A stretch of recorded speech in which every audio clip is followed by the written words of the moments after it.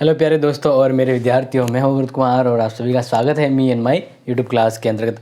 आज हम बात कर रहे हैं महत्वपूर्ण टॉपिक। वैसे ये बीए फर्स्ट ईयर के लिए है पेपर 2 में, लेकिन उनके लिए भी ज़रूरी है जिनको समझना है गरीबी निवारण के ऊपर, ठीक है ना। तो आज का अपना ये जो टॉपिक है वो काफ़ी इम्पोर्टेंट है। इसमें हम निर्धनता निवारण और भारत में गरीबी के कारण को जानने वाले हैं। तो बीए फर्स्ट ईयर के सेकंड पेपर में ये लास्ट यूनिट का लास्ट चैप्टर है, यानी 5th यूनिट का, तो इसमें ध्यान रखिएगा। तो सबसे पहले हम बात करते हैं गरीबी का अर्थ क्या है, किसे हम गरीबी कहें, गरीबी का अर्थ क्या है। तो हम यहाँ पे देख रहे हैं निर्धनता का मतलब गरीबी होता है। तो इसकी अवधारणाओं को समझें तो गरीबी की अवधारणाओं को या इसके अर्थ को दो रूप में हम समझने का प्रयास करेंगे। पहला है निरपेक्ष गरीबी, दूसरा है सापेक्ष। निरपेक्ष गरीबी का मीन्स ये होता है कि किसी देश, राज्य या स्थान पर जो समुदाय लोग रह रहे हैं उनके लिए वे उतना भी कमाने के या उतना भी उनको इनकम आय नहीं प्राप्त हो रही है कि वे अपना गुजारा कर सके। यानी जहाँ पर व्यक्तियों को रोटी, कपड़ा, मकान जैसी बुनियादी सुविधाएं भी नसीब नहीं, बुनियादी सुविधाएं, ठीक है ना, बुनियादी सुविधाओं की कमी है, तो वो कौन सी गरीबी कहलाएगी? निरपेक्ष गरीबी, यानी नेगेटिव सेंस वाली। कि ऐसा एरिया, ऐसी जगह जहाँ पे व्यक्ति को पूर्णतः अपने जीवन यापन, अपने न्यूनतम बेसिक सुविधाएं भी नहीं मिल पाए। यानी हम कहें कि गरीबी से अर्थ उस न्यूनतम आय से है, क्योंकि वहाँ पे संसाधन कमाने का आय नहीं है, तभी तो रोटी कपड़ा मकान नहीं मिल रहा है। तो इसलिए हम कहेंगे कि गरीबी से अर्थ उस न्यूनतम आय से है जिसके अंतर्गत एक परिवार के जो न्यूनतम ज़रूरत है वो भी पूरी नहीं हो पाती है। तो ऐसी स्थिति, ऐसी कंडीशन को हम कहते हैं निरपेक्ष गरीबी। ठीक है, ये समझ में आ गया। अब सापेक्ष गरीबी का मतलब होता है आय में असमानता,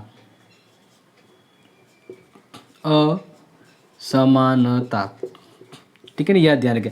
आय में असमानता, आय में असमानता का मतलब यहाँ पे ये एक ऐसी गरीबी है जिसका हम कंपेयर करें तो किसी विशेष राज्य में वहाँ के प्रति व्यक्ति आय ज़्यादा है किसी के मुकाबले। जैसे अगर मैं बात करूँ तो भारत में प्रति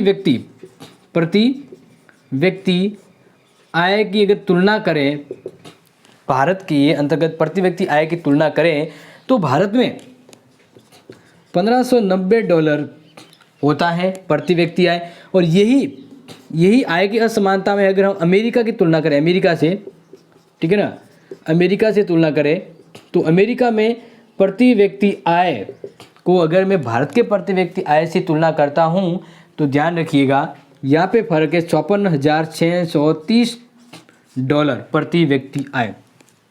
ये क्या है? तो ये वही बता रहा हूँ जो आय की असमानता है, यानी बेसिक सुविधाएं वगैरह चल रही है लेकिन दूसरे के मुकाबले कम है। कंपैरिजन करें तो इस तरह की अगर हम आय में असमानता देखें और ये एक गरीबी का रीजन भी है तो ये कैसी कहलाएगी? सापेक्ष गरीबी कहलाएगी। निरपेक्ष गरीबी, सापेक्ष गरीबी, बिल्कुल न्यूनतम सुविधा भी नहीं मिल सके, मिलती तो है लेकिन आय के दरमियान काफ़ी डिफरेंसेस होता है। अपने भारत के राज्यों में भी ऐसा काफ़ी बार देखा गया है। ओके, ये तो आप समझ लिया।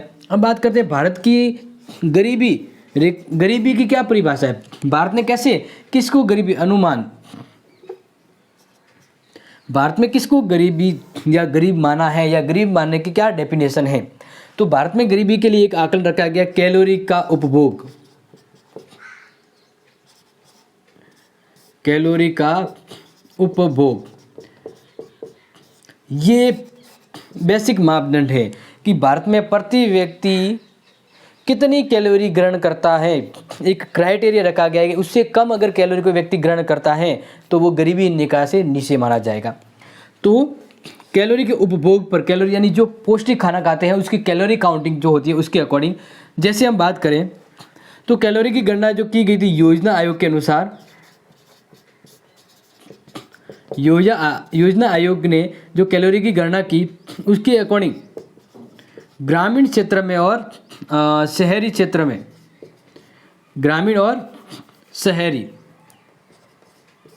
ठीक है ना, इनकी अगर तुलना करी जाए तो यहाँ पे जो आंकड़े हैं इस अकॉर्डिंग आप ध्यान देंगे कि 2400 कैलोरी प्रतिदिन प्रति व्यक्ति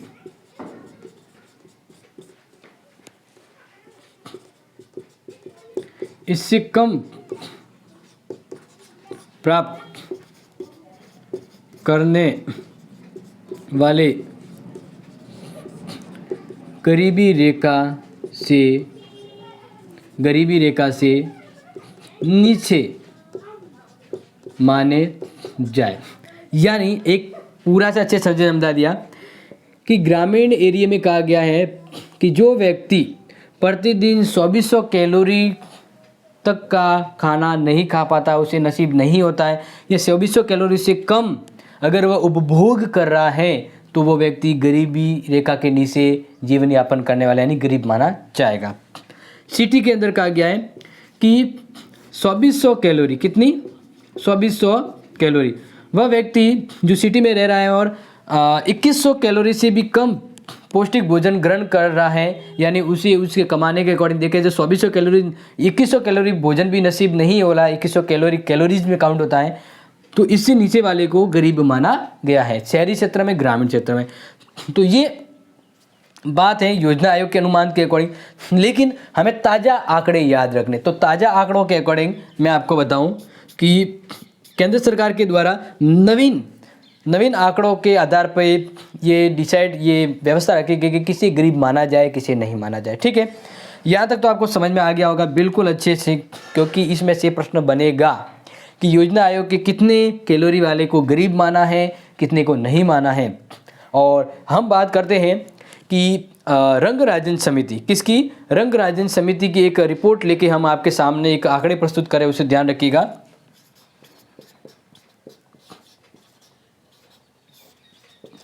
केंद्र सरकार की अनुशंसा के बाद रंगराजन समिति ने गरीबी रेखा निर्धनता के अनुपात के ऊपर एक समिति गठित हुई, इसने अपने आंकड़े प्रस्तुत किए। यानी केंद्र सरकार के अनुशंसा पर गरीबी निर्धारण मापन के लिए एक समिति का गठन किया। उस समिति का नाम था रंगराजन समिति। क्या नाम था? रंगराजन समिति। अब ये रंगराजन समिति है वह 2009-10, ध्यान रखिएगा, रंगराजन समिति, जिसको इसकी रिपोर्ट की समीक्षा की डॉक्टर रंगराजन की अध्यक्षता में 2012 में इसका गठन किया गया था।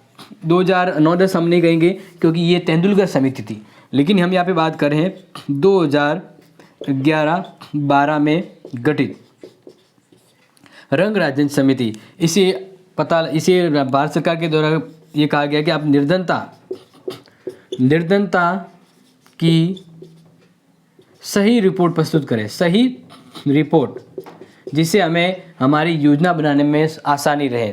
तो इसके अकॉर्डिंग मैं आपको बताता हूं कि निर्धनता की सही रिपोर्ट क्या है या किसे सही माना गया। ये करंट रिपोर्ट है तो इसलिए मैं आपके सामने रख रहा हूं। तो अब ध्यान रखिएगा, इसमें जो महत्वपूर्ण आंकड़े हैं वो मैं आपके सामने रख रहा हूं, इसलिए आप इसको नोट कर लीजिएगा ताकि आपको ये अच्छे से ध्यान रहे। तो डॉक्टर रंगराजन की रिपोर्ट के अनुसार आप ध्यान रखिएगा, इन्होंने कहा कि भारत में 2009-10 में 38.9% लोग गरीबी रेखा के नीचे हैं। गरीबी रेखा, बिलो पॉवर्टी लाइन, गरीबी रेखा के नीचे, यानी कितने गरीब है भारत में? 38.8।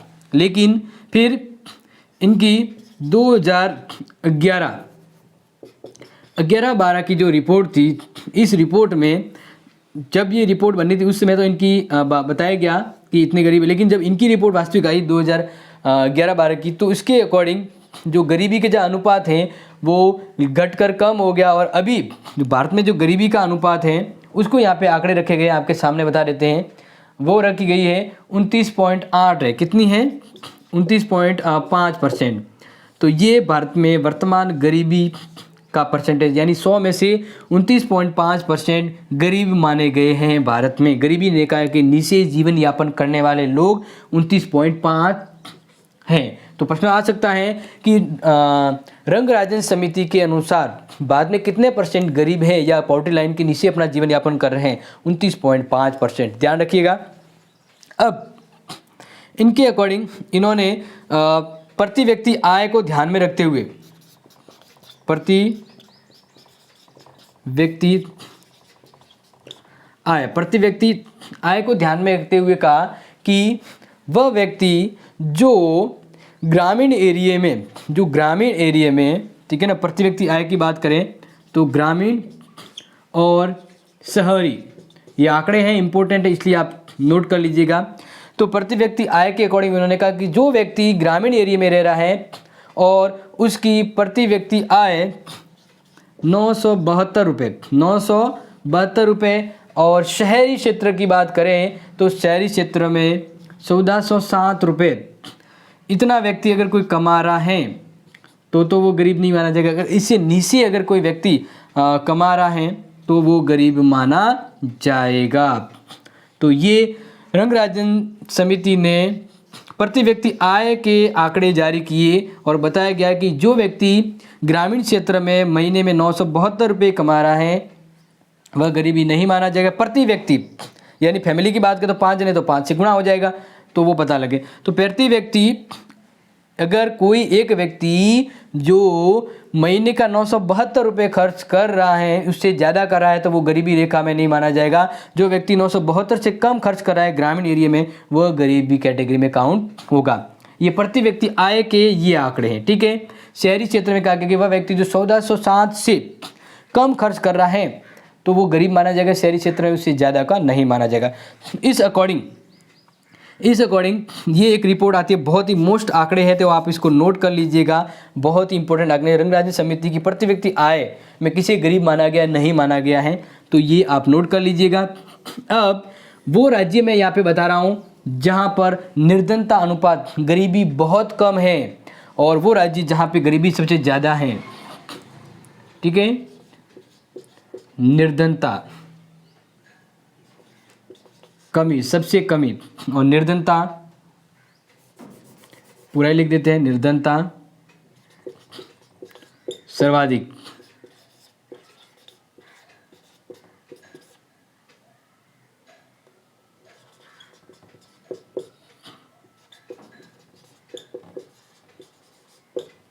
तो गरीबी रेखा में जो सबसे ज़्यादा निर्धन है उनके मैं आपको यहाँ पे नाम बताता हूँ, ठीक है ना।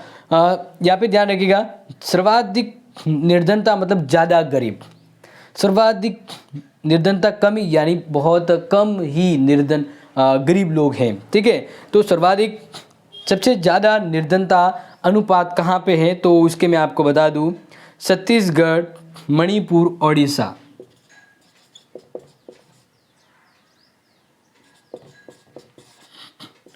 छत्तीसगढ़ के अगर मैं परसेंटेज बताऊं तो परसेंटेज लिखना है आपको 46.9। इसके अलावा मणिपुर की बात करें तो मणिपुर का है 46.7। इसके अलावा और आंकड़े आपने लिखना चाहें तो उड़ीसा का 45%, 45.9 और मध्य प्रदेश का 44.30। सबसे कम निर्धनता का जो अनुपात है वो है गोवा। कहाँ है? गोवा, जहाँ पर है 6.3%। इसके अलावा हिमाचल प्रदेश और यहाँ पे निर्धनता अनुपात है 10.9%, यानी ये वो राज्य जहाँ पे गरीबी सबसे कम है। इसके अलावा केरल 11.3, पंजाब 11.3 और हरियाणा 12.5। तो ये थे अपने आंकड़े जो आपको समझने थे। अब हम बात करते हैं भारत में गरीबी के कारण। भारत में गरीबी के कारण कि भारत गरीब क्यों है या गरीबी के क्या कारण है, भारत में गरीब लोग क्यों इतने हैं, गरीबी का क्या वजह है कि इतने लोग गरीब होते हैं, तो वो हम यहाँ पे देख रहे हैं नेक्स्ट पॉइंट जो आप यहाँ पे कंटिन्यू ध्यान। तो अभी हम बात कर रहे हैं कि भारत में गरीबी के क्या कारण है, बहुत ही महत्वपूर्ण है। आज अभी इस लास्ट अपना इस सेकंड पेपर का लास्ट टॉपिक में बात कर रहे हैं। तो हम बात करें भारत में गरीबी के जो कारण है वो क्या कारण है। तो पहला कारण है रोजगार के अवसरों में कमी, यानी लोगों को काम नहीं मिल रहा है। क्या नहीं मिल रहा है? काम। तो इस तरह से जब लोगों को काम नहीं मिलेगा तो वो बेरोज़गार हो जाएंगे, और बेरोज़गार होंगे तो उन्हें अपना खर्चा चलाने के लिए काम करना पड़ेगा, और काम मिलेगा नहीं तो उन्हें गरीबी में अपना जीवन गुजारना पड़ेगा, सस्ता वस्ता अच्छे से खाना पड़ेगा, स्वास्थ्य हेल्थ हर चीज़ से साथ कहते हैं ना कि समझौता करना पड़ेगा। तो इस तरह से हम यह बात करते हैं कि भारत में गरीबी का पहला कारण ही क्या है कि लोगों के पास रोज़गार नहीं है, कमाने का कोई साधन नहीं है, या उन्हें रोज़गार मिल नहीं रहा है, काम करने के लिए कोई साधन मिल नहीं रहा है। ठीक है। दूसरा, निम्न आय अर्जक संपत्तियाँ। अब यहाँ पे इसका मतलब ये है कि भारत के अंदर काम तो फिर भी मिल गया मान लीजिए, लेकिन उसमें वो काम पे जा रहा है लेकिन उतना पैसा नहीं कमा पा रहे कि शाम को ज़रूरत पूरी हो जाए। मान लीजिए रोज़ का घर पे मान लीजिए जैसे कि रोज़ के 300 से 400 रुपये चाहिए होता है, एक आदमी काम पे जा रहा है, उसे 200 रुपये मिल रहे हैं, तो अब उसे काम तो मिला लेकिन उससे जो अर्जित जो है वो बहुत कम हो रहा है। यानी यहाँ पे हम कहें मजदूरी बहुत कम है। क्या है? मजदूरी बहुत कम है। इस वजह से उनके वो अर्जक परिसंपत्तियाँ हैं वो भी काफ़ी कम रह जाती है, और जो कमाने गए यानी अर्जित आय का निम्न स्तर, ये जस्ट अपना रिपीटेड टॉप पॉइंट है। जैसे कि हम बात करें कि जो मजदूर काम पे लगे हैं उन्हें मजदूरी कम मिलती है, साथ साथ शोषण भी होता है उन्हें। उनकी अगर मान लीजिए अगर पूरी मजदूरी भी दी जाती है तो सही है, लेकिन उन्हें नाम मात्र की मजदूरी और शोषण ज़्यादा होता है। तो इस शोषण की वजह से गरीबी है और ज़्यादा बढ़ जाती है। अब जैसे बात करें कि कोई अगर खेती में लगा हुआ है, खेती लघु उद्योग वगैरह आदि में, तो वहाँ पे वो एक साथ रहकर काम करते हैं। जैसे एक खेत है, एक खेत में मान लीजिए पहले 10 बीघा था, एक भाई था, फिर उसके 2 बेटे हुए, 5-5 बीघा हो गया, फिर उसके 2-2 यानी 2-2 बीघा या 2-2 हेक्टेयर मान लीजिए अगर किसी के हिस्से में आ रहा है, तो अब उत्पादन उतना ही हो रहा है लेकिन उसके ऊपर खाने वाले बहुत ज़्यादा लोग हो गए, तो वो ज़रूरतें पूरी नहीं होगी, तो वो गरीबी के शिकंजे में कसते जाएंगे। फिर ये तो बहुत ही मोटा कारण है, जनसंख्या की भारी वृद्धि। उत्पादन मान लीजिए कि 100 लोगों का हो रहा है लेकिन जनसंख्या है वो 500 हो गई, तो अब उनकी ज़रूरत कैसे पूरी होगी? नहीं होगी ना पूरी। यही वजह है भारत में जनसंख्या अनाप शनाप बढ़ रही है, और जनसंख्या वृद्धि को देखते हुए भारत जल्द ही चाइना को क्रॉस कर देगा। यानी एक अचीवमेंट उपलब्धि हो जाएगी जनसंख्या के ऊपर। इनकम की नहीं बात करें, जनसंख्या, तो ये कहीं ना कहीं जैसे हम बात करते हैं एक परिवार में 4 से 5 मेंबर है तो उनमें ज़रूरत के हिसाब से खाना वगैरह आता है, आमदनी भी सही रहती है, सब व्यवस्थित चलता है। लेकिन अगर उसकी जगह 15 जने हो फैमिली में तो क्या होगा? जैसे एक बात कर दूँ ना, एक जैसे रसगुल्ले का बॉक्स लाया गया, अब एक रसगुल्ले का बॉक्स लाया जिसमें मान लीजिए ऐसे मान लीजिए कि 10 पीस आ रहे हैं, ठीक है, या 10 पीस नहीं 15 पीस आ रहे हैं, ठीक है, एक रसगुल्ले के बॉक्स में 15 पीस आए। अब एक फैमिली में 5 मेंबर हैं तो हर मेंबर को 3-3 मिलेंगे, तो एक अच्छी सुकून भरी रहती है ना कि भी अपने मन से खाए, ठीक है ना, या ऐसी और कोई सुविधा है तो उनको ज़रूरत के हिसाब से वो पूरी मिल जाती है। लेकिन अगर उसी परिवार में 15 मेंबर हो या 16 मेंबर हो तो एक आधा नसीब होता है। तो इस तरह से उन्हें अपनी गरीबी में समझौता करना पड़ता है। यानी पॉपुलेशन ज़्यादा होने से, आमदनी कम होने से, ठीक है ना, या उत्पादन कम होने से उन्हें अपनी गरीबी में गुजारा करना होता है। तो जनसंख्या कारण है कि फिर है भारत की रणनीति हो या फिर उनके जो पारिवारिक है उनकी रणनीति हो, वो ऐसी रणनीति है कि अपना पूरा विकास नहीं कर पाते, दोषपूर्ण रणनीति है। जैसे भारत की अर्थव्यवस्था की ही बात करें तो भारत सरकार के द्वारा काफ़ी ज़्यादातर योजनाएं हैं वो उसके उच्चतम लक्ष्य तक नहीं पहुंच पाती हैं, या उनकी जो प्लान है वो गरीबी रेखा के नीचे जो जीवन यापन कर रहे हैं उनके लिए वो पूर्ण नहीं है। समझ में आ रहा है? भारत ने जितनी मान लीजिए रणनीति योजना चलाई जा रही है, जितने भी पेंशन मतलब काफ़ी सारी योजना है, लेकिन वह योजना उन लोगों को फ़ायदा नहीं दे पा रही जो गरीबी रेखा के नीचे जीवन यापन कर रहे हैं। तो इस तरह से हम कहें कि ये जो रणनीति है डेवलपमेंट की उसमें काफ़ी कमी है, दोषपूर्ण रणनीति है। इस तरह से वो गरीबी हट नहीं रही है, गरीबी व्यवस्था बनी हुई है। तो डेवलपमेंट की जो नीति है वो अच्छी होनी चाहिए, रणनीति अच्छी हो ताकि हर समुदाय, हर व्यक्ति और जीवन यापन कर रहा है उनको ज़्यादा फायदा हो और गरीबी खत्म हो जाए। फिर है छठा पॉइंट, सामाजिक कारण। बिल्कुल सामाजिक कारण ये भी है। जैसे बात करें पुराने रीति रिवाज जो समाज को आगे बढ़ने नहीं दे रहे हैं, अनएजुकेटेड फैमिली है, बात आप समझ रहे हैं जो मैं बता रहा हूँ, अनएजुकेटेड फैमिली है, अज्ञानता है, भाग्यवादिता, भाग्य भरोसे, और ये सभी ऐसे कारण हैं जिससे गरीबी और ज़्यादा गरीबी होती है। यानी पढ़ा लिखा होता है तो कोई भी सक्षम रोजगार कर सकता है, ठीक है ना, लेकिन अगर वो अनपढ़ है तो वह सस्ते में कम मजदूरी में अपना जीवन यापन करेगा और गरीबी में ही जीवन कटेगा। और दूसरा भाग्यवादिता, अब पता है कि 4 से 5 फैमिली मेम्बर होते तो अच्छा जीवन गुजरता है, लेकिन पुराने लोग या अभी भी कुछ ऐसे कहते हैं कि बच्चे हो रहे भगवान की देन है, और आए भगवान की देन, आते रहे। जैसे वो बारिश हो रही है ना, ऐसे बच्चे पैदा करेंगे तो वो परिवार बड़ा हो जाएगा, तो अब उनकी ज़रूरतें पूरी होगी क्या? नहीं होगी। तो उन्हें एक रोटी की आधी रोटी, उससे भी आधी रोटी जीवन गुजारा करना पड़ेगा, तो ये तो गरीबी होगा ना। तो इस तरह से ऐसी कमियाँ, यानी सामाजिक रीति रिवाज या कुरीति ऐसी है जो समाज को गरीबी के कारण जकड़े हुए है। अब नेक्स्ट है कि भारत में ये गरीबी को दूर करने के लिए क्या किया जाए। तो भारत में गरीबी को दूर करने के लिए सबसे पहला पॉइंट है जो ध्यान रखेंगे वो है आर्थिक विकास की गति को तेज करना।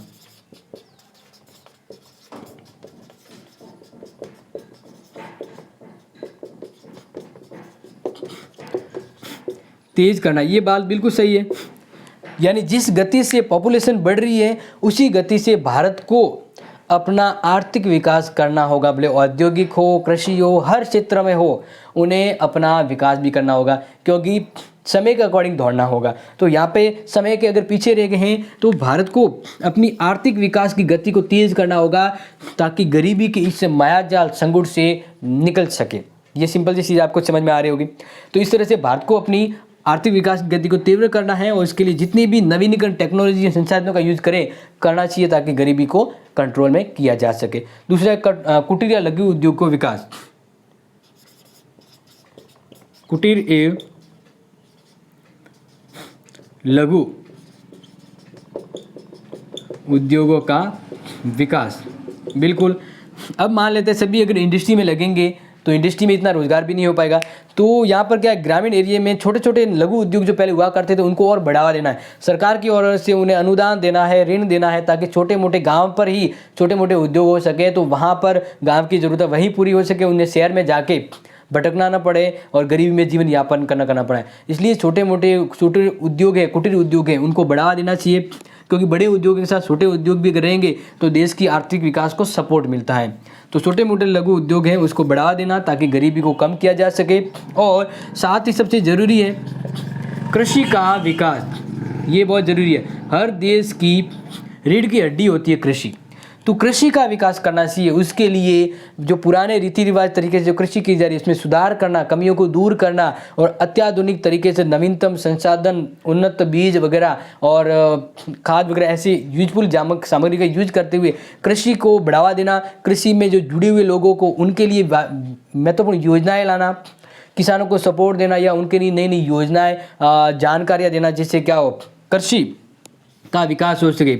क्योंकि अन्न तो यहीं से उत्पादन होगा, यानी पेट भरने के लिए अन्न, तो अन्न कृषि से ही उत्पन्न होगा। इसलिए कृषि क्षेत्र को महत्वपूर्ण ध्यान में रखते हुए कार्य करना है। नवीन योजनाएं, सिंचाई वगैरह, नदी या उनके लिए सिंचाई की सुविधाएं, पानी की सुविधाएं उपलब्ध करवाना, लाइट बिल, यानी किसानों के लिए जितनी संभव हो सके, कृषि के लिए जितनी संभव हो उन्हें सुविधाएं, रियायतें और अनुदान देना, ताकि कृषि का जो क्षेत्र है, कृषि एरिया है, वो उत्पादन में बढ़े। तो खाद्यान्न जब लोगों के पास आएंगे तो गरीबी काफ़ी हद तक कम हो सकती है। इसके अलावा बात करते हैं नेक्स्ट पॉइंट पे जो गरीबी निवारण के लिए है, वो है जनसंख्या नियंत्रण। ये तो आपको पता ही होगा, जनसंख्या नियंत्रण यानी गरीबी को कम करने का भारत एक तरीका ये है, वो है गरीबी को कम करने के लिए जनसंख्या को नियंत्रण करना। आज के समय अभी भी काफ़ी हद तक तो कंट्रोल, लेकिन फिर भी ऐसा है कि पेरेंट्स है वो बच्चों को क्रिकेट टीम की तरफ बनाते जा रहे हैं। जैसे काफ़ी ऐसे समुदाय हैं जिसमें इसमें रोकथाम नहीं है। तो सिस्टम ये होना चाहिए, हम दो और हमारे दो, जो काफ़ी पहले समय से चला आ रहा है, उसको सख्ती से लागू करना चाहिए। उनको पता होना चाहिए कि जनसंख्या वृद्धि हो रही है, इसलिए हम उस पर नियंत्रण रखें। जितना नियंत्रण होगा उतनी ही व्यवस्था सक्षम होगी। तो इसलिए क्या करना होगा, जनसंख्या को काफ़ी हद तक नियंत्रण करना होगा। इसलिए जो कम जनसंख्या होगी तो उन्हें पर्याप्त संसाधन, आवश्यक सुविधा है वो उपलब्ध हो सकती है। और लास्ट में बात करें हम तो सामाजिक न्याय को बढ़ावा। 5वां पॉइंट है सामाजिक न्याय को बढ़ावा।